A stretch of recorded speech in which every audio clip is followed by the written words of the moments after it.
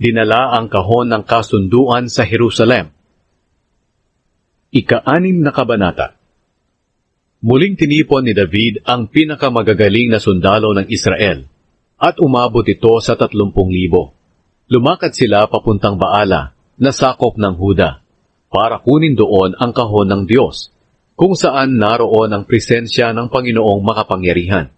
Nakaluklok ang Panginoon sa gitna ng 2 kerubin na nasa ibabaw ng kahon.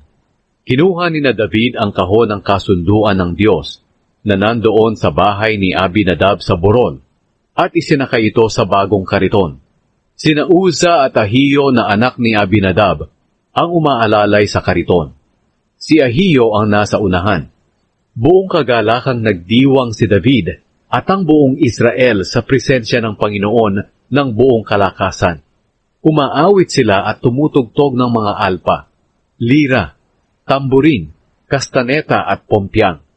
Nang dumating sila sa may giikan ni Nakon, natisod ang mga baka at hinawakan ni Uza ang kahon ng kasunduan ng Diyos.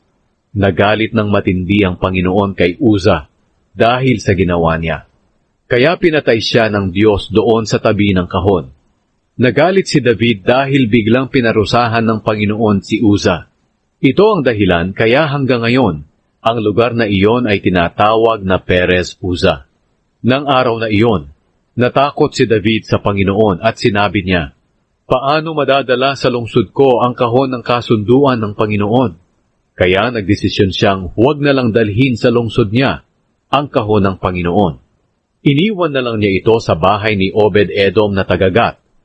Nanatili ang kahon ng Panginoon sa bahay ni Obed-Edom sa loob ng 3 buwan, at pinagpala siya ng Panginoon, maging ang buo niyang sambahayan. Ngayon, nabalitaan ni Haring David na pinagpala ng Panginoon ang sambahayan ni Obed-Edom at ang lahat ng pag-aari nito dahil sa kahon ng Diyos. Kaya pumunta siya sa bahay nito at kinuha ang kahon ng Diyos at dinala sa Jerusalem ng may kagalakan.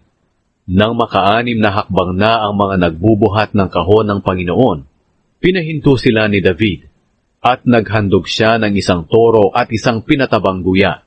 At sumayaw si David ng buong sigla sa presensya ng Panginoon na nakasuot ng espesyal na damit na gawa sa telang linen. Habang dinadala ni David at ng mga Israelita ang kahon ng kasunduan ng Panginoon, nagsisigawan sila at umiihip ng trompeta. Nang papasok na ng lungsod ang kahon ng Panginoon, dumungaw sa bintana si Mikal na anak ni Saul.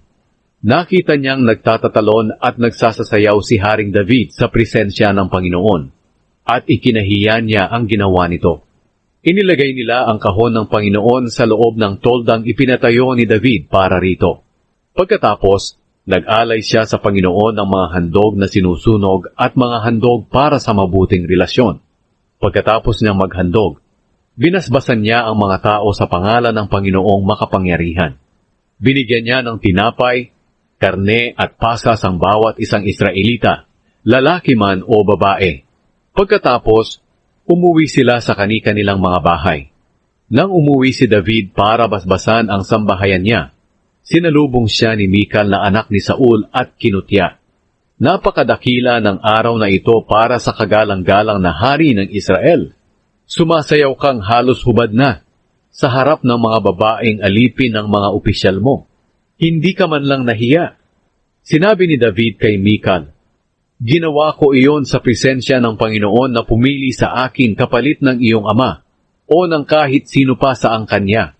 Pinili niya akong mamahala sa mga mamamayan niyang Israelita. Kaya ipagpapatuloy ko ang pagsasaya sa presensya ng Panginoon.